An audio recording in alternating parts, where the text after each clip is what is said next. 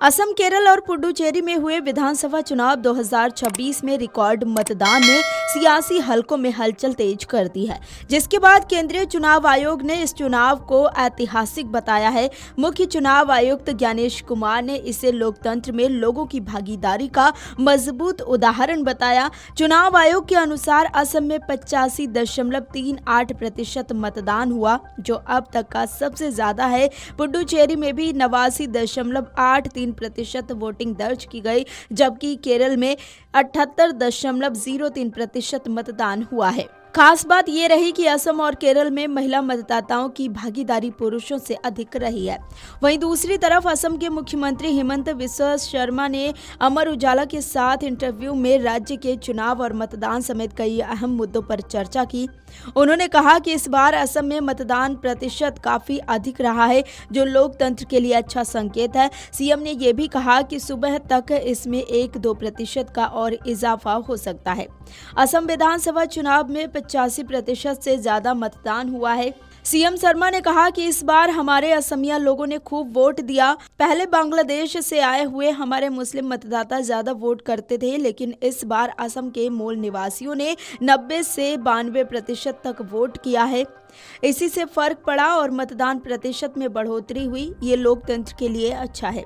CM Sharma ने गौरव गोगोई पर जमकर निशाना साधा। उन्होंने कहा कि गौरव गोगोई की पत्नी एक विदेशी हैं, उनके दोनों बच्चे विदेश में रहते हैं और दोनों ने अपना धर्म परिवर्तन करा लिया है। सीएम ने इस बात पर भी जोर दिया कि गौरव गोगोई के घर में अकेले गौरव ही शायद हिंदू हैं और भारतीय हैं। गौरव गोगोई की पत्नी भारत की नागरिक है ही नहीं, तो वे कैसे मतदान करेंगे।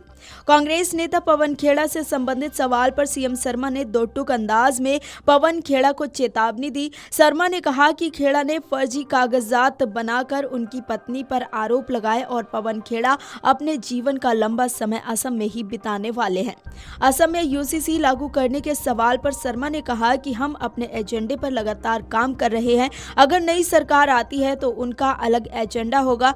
हमारा एजेंडा ऐसा ही होगा, जो अभी कर रहे हैं वो ही आगे भी जारी रहेगा। उन्होंने विश्वास जताया कि इस बार भी असम में भाजपा और एनडीए गठबंधन की सरकार बनने जा रही है और उन्होंने 90 से ज्यादा सीटें जीतने की बात कही है।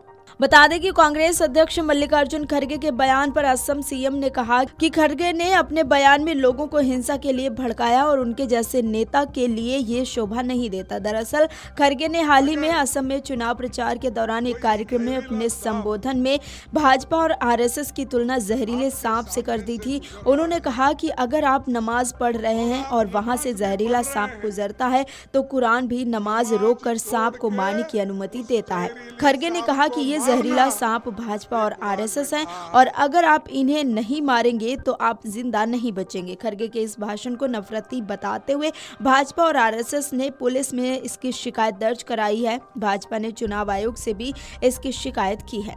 Video desk amarujala.com। अगर आप ये वीडियो YouTube पर देख रहे हैं तो हमारे चैनल को सब्सक्राइब कर बेल आइकन दबाएं और Facebook पर देख रहे हैं तो हमारे पेज को लाइक करें।